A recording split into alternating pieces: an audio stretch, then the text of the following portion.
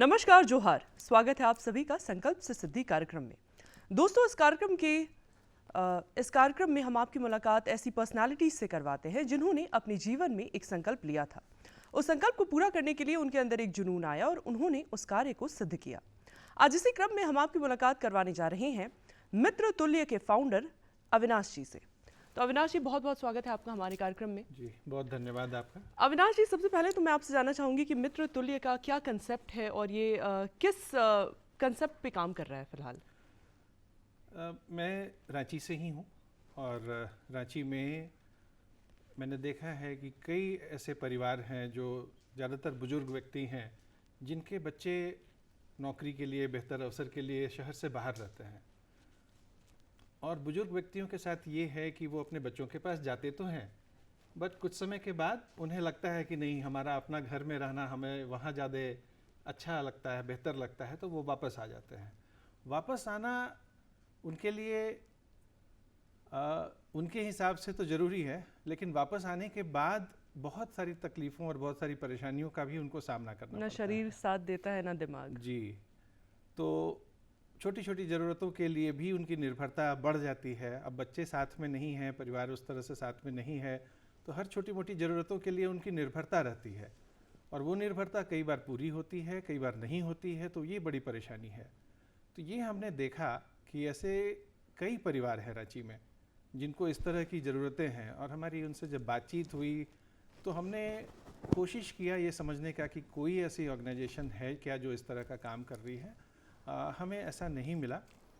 तो फिर मैंने और मेरी वाइफ ने, हम दोनों ने मिलकर ऐसा सोचा कि क्यों नहीं हम इस दिशा में कुछ काम करें, और यहीं से शुरुआत हुई मित्र तुल्य समाधान सेवा प्राइवेट लिमिटेड। अविनाश जी, एक बात बताइए कि आज के आधुनिक युग में एक टैप के साथ सारी चीज़ें पॉसिबल होती हैं, चाहे प्लम्बर को बुलाना हो, इलेक्ट्रिशियन को बुलाना हो या किसी भी अन्य ज़रूरत का समाधान निकालना हो।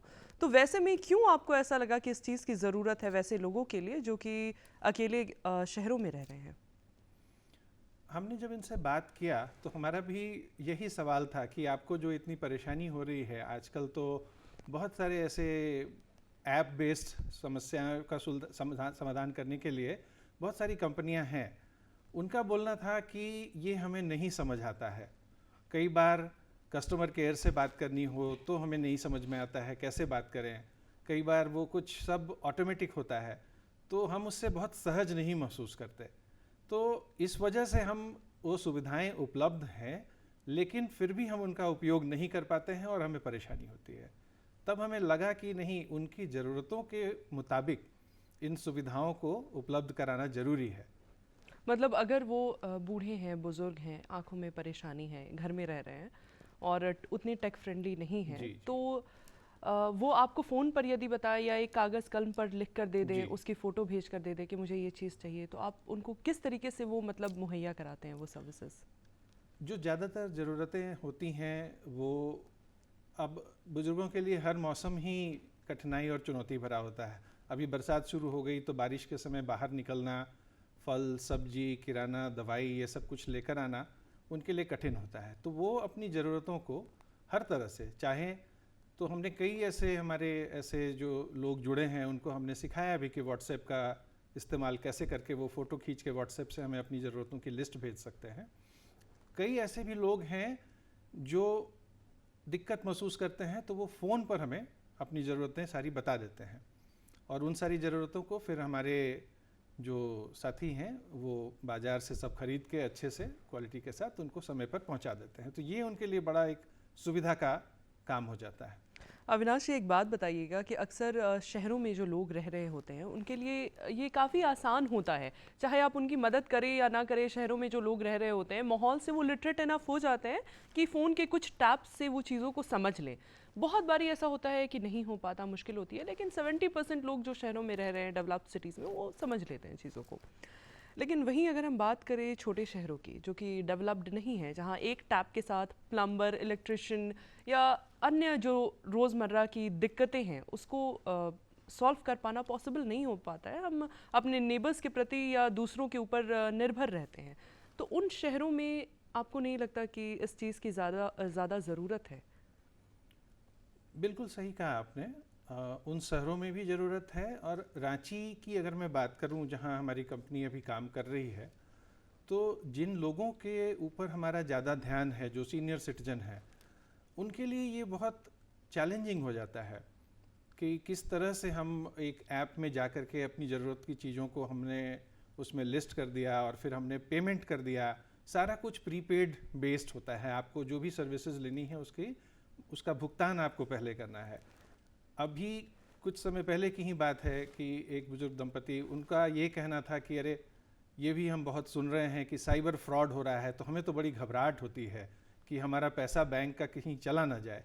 तो बहुत इस तरह के कारण हैं। और एक ये भी समस्या होती है कि घर बड़ा आलीशान है, जी। जगह अपनी खुद की है, बहुत अच्छी जगह है, लेकिन वहाँ पे लोग ट्रस्ट नहीं करते हैं, प्लम्बर, इलेक्ट्रिशियन या किसी को बिल्कुल बुलाना सही। नहीं चाहते हैं, ताकि क्योंकि उन्हें अंदर में एक डर बना हुआ होता है। बिल्कुल बिल्कुल। तो इन सब चीज़ों को आप किस तरीके से देखते हैं और इसका क्या समाधान आप निकालते हैं? ये एक बहुत बड़ी समस्या है कि ज़रूरत है और ज़रूरत के मुताबिक जो सर्विस प्रोवाइडर हैं उनको बुलाया जा तो सकता है, लेकिन वो कौन सर्विस प्रोवाइडर हैं, वो कौन कहाँ से हैं, वो घर में आ रहे हैं तो उनकी मंशा सिर्फ काम करने की है या कुछ और भी है।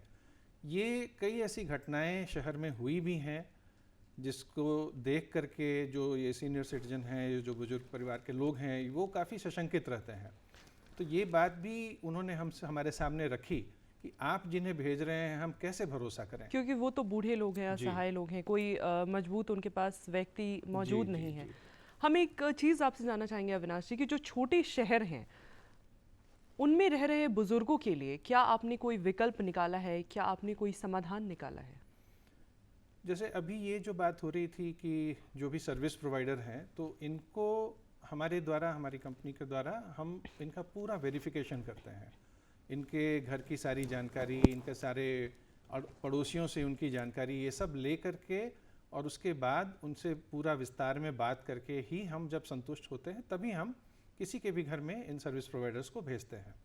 तो ये एक हो गया। दूसरी बात, हर काम के बाद हमारी एक व्यवस्था है कि हम फीडबैक लेते हैं कि काम कैसा रहा, क्या चार्ज किया उन्होंने, आपको किसी तरह की परेशानी तो नहीं आई। तो ये जो ये हमारी जो प्रक्रिया है, ये बहुत मदद करती है कि सही लोग हमसे जुड़े रहें और सही तरह से हम लोगों के काम आ सकें। फिलहाल में किन किन शहरों में या किन किन जगहों में आपका ये स्टार्टअप ऑपरेंट है या आप इसकी सर्विसेज को लोगों को दे रहे हैं? वर्तमान में तो अभी हम रांची में ही काम कर रहे हैं। रांची भी अपने आप में एक शहर के विस्तार को देखें तो बड़ा ही हो गया है। शहर के बाहर के क्षेत्रों में भी कई लोग रह रहे हैं, जिसमें से कई लोग बुजुर्ग लोग भी हैं। तो फ़िलहाल तो रांची में है, लेकिन हमारे काम की जानकारी जो आसपास के शहरों में है वहाँ तक भी गई है। तो हमें जमशेदपुर से, बोकारो से, धनबाद से भी इस तरह की ज़रूरत के लिए रिक्वेस्ट आ रही है। तो भविष्य में ज़रूर ऐसी योजना है कि हम इन शहरों तक भी पहुँचें। आपने जर्नलिज्म की पढ़ाई की, उसके बाद आपने Indian Institute of Forest management से रूरल डेवलपमेंट की पढ़ाई की। क्या विजन आपके माइंड में चल रहा था इस दौरान, और ये जो अभी आप वेंचर कर रहे हैं इसका ख्याल कब आपके अंदर जन्म लिया? मेरी पढ़ाई ग्रेजुएशन तक की तो रांची से हुई। उसके बाद bachelor of journalism and mass communication का मुझे पता चला। मेरा रुझान थोड़ा लिखने के प्रति, साहित्य के प्रति रहा है, तो मैंने वो कोर्स ज़रूर किया। साथ ही साथ मुझे लगा कि मुझे कुछ और जानकारियाँ चाहिए और कुछ मुझे करना है। तो Indian Institute of Forest management में मुझे लगा कि ये एक बहुत बृहद क्षेत्र है, बहुत सारी नई जानकारियों को जानने का, समाज को समझने का, लोगों को समझने का। तो मैंने वहाँ ज्वाइन किया। और उससे पहले मुझे गांव का बहुत कुछ समझ नहीं थी मुझे गांव की। वहाँ पढ़ाई करने के दौरान जब मुझे समझ में आया कि गांव क्या होता है, गांव के लोग किस तरह की परेशानियों में रहते हैं, तो वो मुझे बहुत प्रभावित किया कि लोगों को, समाज को, उनकी परेशानियों को समझना और उसे कैसे दूर कर सकते हैं। क्या ऐसा ख्याल आया कि आपने Indian Institute of Forest Management join किया? तो मुझे वही जो एक बात लगी कि जिस तरह के अवसर है वहाँ पे, मतलब हम ये चीज़ जानना चाह रहे हैं कि इस कंसेप्ट की शुरुआत कब और कैसे हुई? तो ये Indian Institute of Forest management में पढ़ाई करने के बाद मैंने करीब 18 साल तक ग्रामीण विकास के क्षेत्र में काम किया, मतलब देश भर क्या आपके अंदर की सोच थी जो आपको इस ओर लेके गई Indian Institute of Forest management में रूरल डेवलपमेंट की पढ़ाई करने के लिए? मुझे हमेशा से ऐसा लगता रहा है, जो मैंने देखा भी है, जो अपने परिवार में भी देखा है, कि लोगों के काम आना, अपने परिवार के लिए ही नहीं समाज के लिए भी काम आना। और मुझे ऐसा लगा कि Indian Institute of Forest management की पढ़ाई करने के बाद मुझे कुछ इस तरह का अवसर ज़रूर मिलेगा कि मैं जिस हद तक जिस तरह से मैं काम कर रहा हूँ उसमें मेरी थोड़ी और मेरी क्षमता बढ़ेगी, मुझे जानकारियाँ मिलेगी। उस समय आप क्या काम कर रहे थे? मैं तो बस पढ़ाई करने के बाद ही Indian Institute of Forest Management join किया, और वाकई जैसा मैंने सोचा था, मुझे जिस तरह का एक्सपोजर वहाँ मिला और ग्रामीण क्षेत्रों की परेशानियों को समझने का और उन्हें दूर करने का भी अवसर मिला, तो ये मेरे लिए एक बहुत ही संतुष्टि भरा अवसर था कि हाँ, मैं कुछ कर पा रहा हूँ। और किस तरह की ग्रामीण समस्याएं आपको वहाँ पर दिखी और उसका निवारण आपने किस तरीके से किया वहाँ पे? पढ़ाई के बाद जब मैंने ग्रामीण विकास का काम शुरू किया तो मैं देश के विभिन्न क्षेत्रों में काम किया, जिसमें कि महाराष्ट्र के विदर्भ में भी मैंने काम किया, जहाँ किसान की द्वारा आत्महत्या एक बहुत बड़ी समस्या है। तो उसका कारण क्या है? उसका कारण है कि किसान जिस पद्धति से खेती कर रहे थे वो पुरानी थी। बहुत सारी जानकारियां जो नई पद्धति की होनी चाहिए वो उनके पास दुर्भाग्यपूर्ण उसका निवारण ढूंढने के क्रम में जी ये ख्याल या ये आपके अंदर कहाँ से आया कि आपको इस तरह का कुछ शुरू करना है?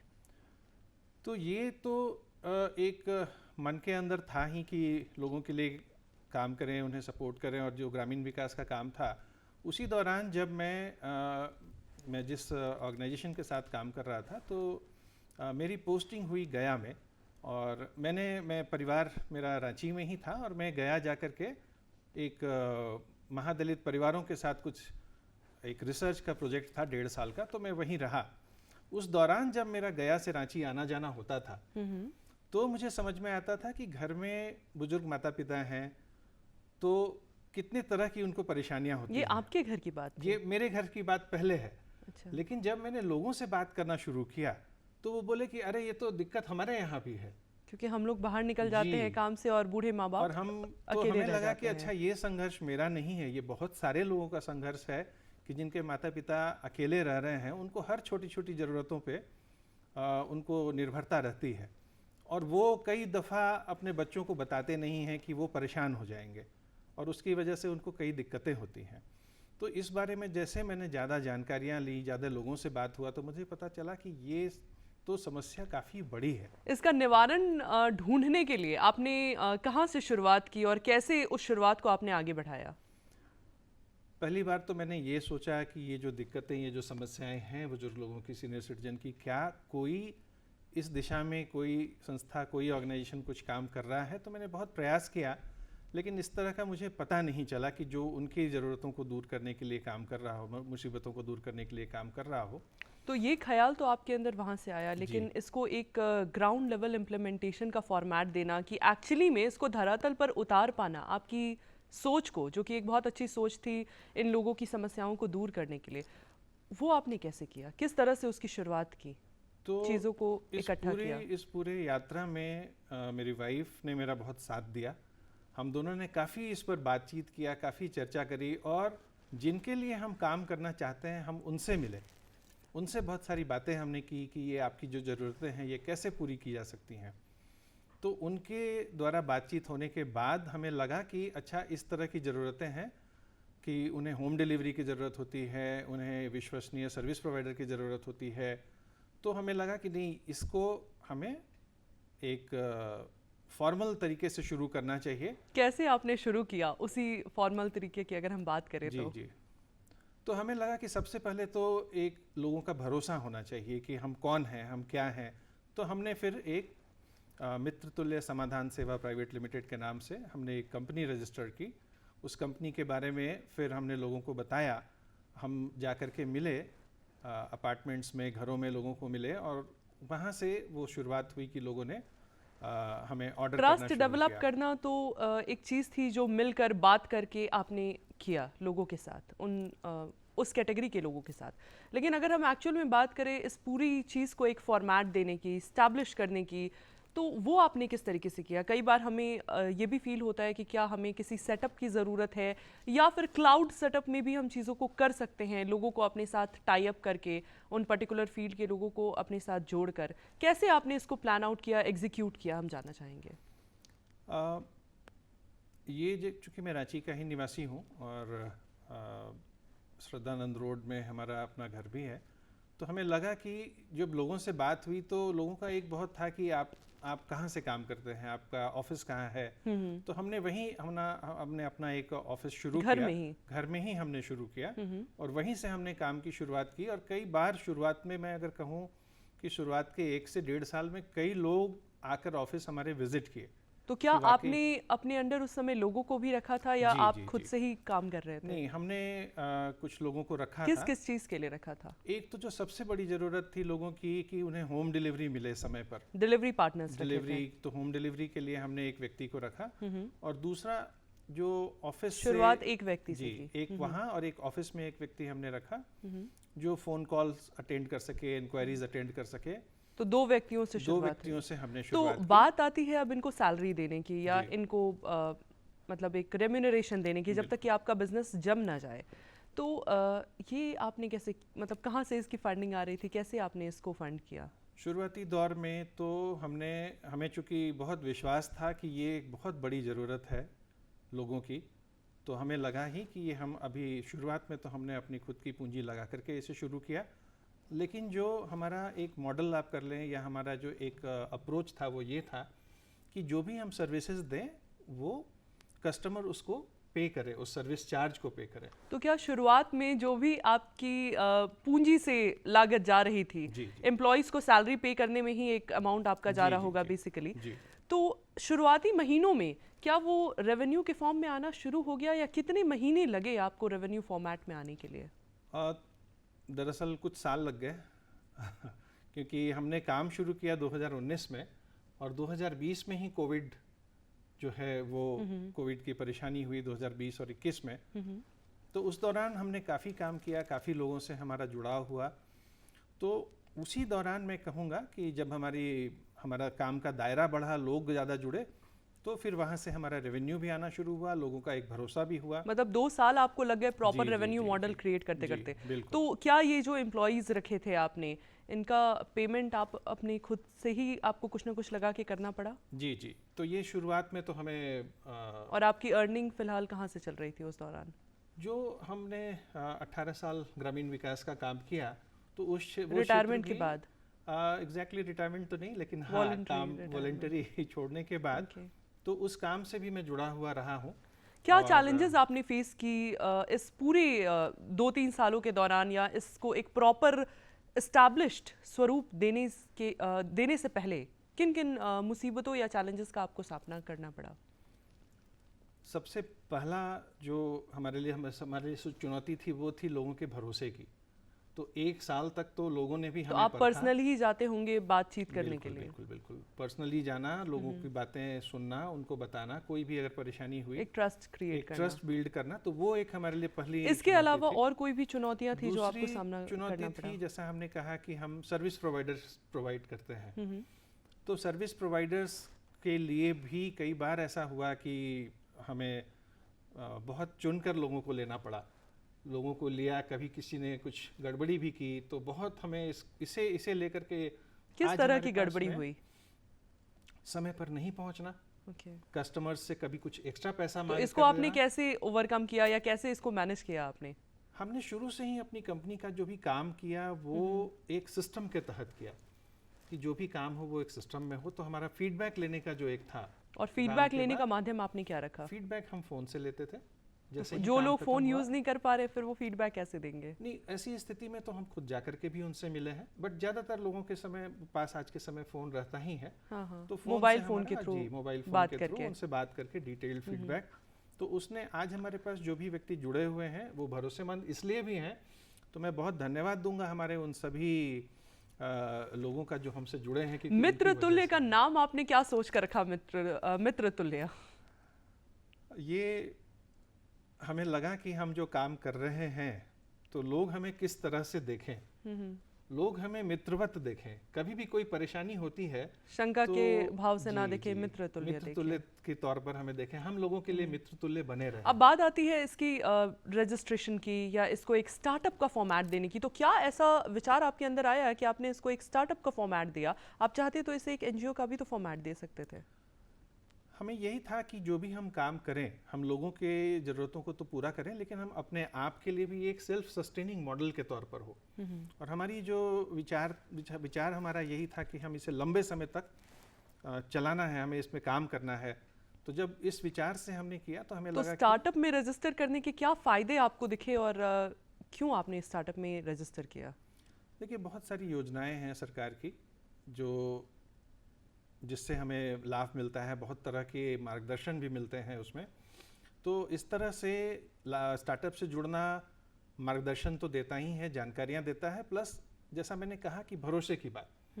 हम अगर एक रजिस्टर्ड एंटिटी हैं, स्टार्टअप में भी रजिस्टर्ड हैं, तो लोगों में वो भी एक भरोसा दिलाता तो है क्या कि कोई ऐसा ग्रांट या किसी योजना का लाभ अभी तक आपको मिल पाया है या आपने अप्लाई ही नहीं किया? हमने अभी तक तो मिला नहीं है। हमारी कोशिश जरूर जारी है इस दिशा में। झारखंड के स्तर पर भी और नेशनल लेवल पर भी हमारी कोशिश है कि हम अब जैसे हमारे पास इस तरह की रिक्वायरमेंट की आ रही है इंक्वायरी पड़ोस के ज़िलों से भी, तो हमें अपना दायरा बढ़ाना है, जिसके लिए हमें ज़रूर और भी पूंजी के लिए हम लोग ये प्रयास कर रहे हैं कि हम अप्रोच करें। अभी रेवेन्यू जनरेशन मॉडल आपने किस प्रकार से रखा हुआ है? किस प्रकार से आप इसको एक स्केलेबल बिजनेस का फॉर्मेट देने के लिए आपका प्रयास है? जो भी हमारी सर्विसेज हैं, जैसे होम डिलीवरी है या सर्विस प्रोवाइडर्स का है, तो हमारा एक कॉस्ट है जो कस्टमर्स को हम बताते हैं कि ये सर्विस प्रोवाइड करने के लिए ये होम डिलीवरी का चार्ज है या जो प्लम्बर इलेक्ट्रिशियन है, तो वो बड़ा ट्रांसपेरेंट है, वो बहुत क्लियर है। तो हर उसमें एक services पर्टिकुलर मार्जिन आप रखते जी हैं? जी जी, ये एक पर्टिकुलर मार्जिन है और उसमें लोगों को खुशी इस बात की है कि भाई हमें वो आपको पे करने में परेशानी नहीं है, क्योंकि हमें समय पर आपसे सर्विसेज मिल जाती हैं। तो मान लीजिए अविनाश जी कि ये आपका इनिशिएटिव तो बहुत अच्छा है, लेकिन इसी तरीके का इनिशिएटिव अगर दूसरे लोग भी शुरू करना चाहे सोसाइटी को सर्व करने के लिए, तो उसके लिए हम आपसे जानना चाहेंगे कि क्या सरल मार्ग हो सकता है इसके लिए आगे बढ़ने के लिए? देखिए, ये काम तो बहुत बड़ा है और जैसा आपने शुरू में भी पूछा कि कई छोटे शहर हैं जहाँ पे इस तरह की ज़रूरत है। आपको देखकर वहाँ पर लोग शुरू कर जी सकते हैं जी अगर जी उन्हें जी। एक आसान या सरल मार्ग पता चले तो हम आपसे जानना चाहेंगे कि ठीक है, अभी तक की तो आपने ये बताया, जर्नी बताई, लेकिन उसके बाद एक कंपनी फॉर्म करना, फिर उसको स्टार्टअप का स्वरूप देना, ये कैसे आपने सरल तरीके से किया, हम आपसे जानना चाहेंगे। जब हमने ये डिसाइड किया कि हमें इसे एक कंपनी के तौर पर रजिस्टर्ड करना है ताकि लोगों का भरोसा हो कि एक कंपनी है, रांची की है, तो जो भी चार्टर्ड अकाउंटेंट हैं जो हमसे परिचित हैं, हमने उनसे बात की और उन्होंने बहुत सहयोग किया, बहुत सहयोग किया। जो भी सीए के माध्यम लीगैलिटी से सीए आपने के किया है। माध्यम से उन्होंने वो सारा चीज़ हमें बताया कि क्या ज़रूरतें हैं, क्या मोडालिटीज़ हैं, उनके माध्यम से ये कंपनी एक रजिस्टर्ड हुई। रेवेन्यू इंश्योर करना कि अगर हम शुरुआत में अपनी पूंजी लगा रहे हैं तो वापस हमें वो कम से कम समय में वापस मिले, इसके लिए आपकी क्या स्ट्रैटेजीज हैं फिलहाल? सबसे पहली बात तो ये है कि आप जो काम करना चाह रहे हैं उस पर आपका बहुत भरोसा हो, ये ना हो कि शायद कुछ समय में ही आपको लगे कि ये नहीं होगा। नहीं, मतलब मैं बात कर रही हूँ चीज़ों को एक साथ सम्मिलित करने की।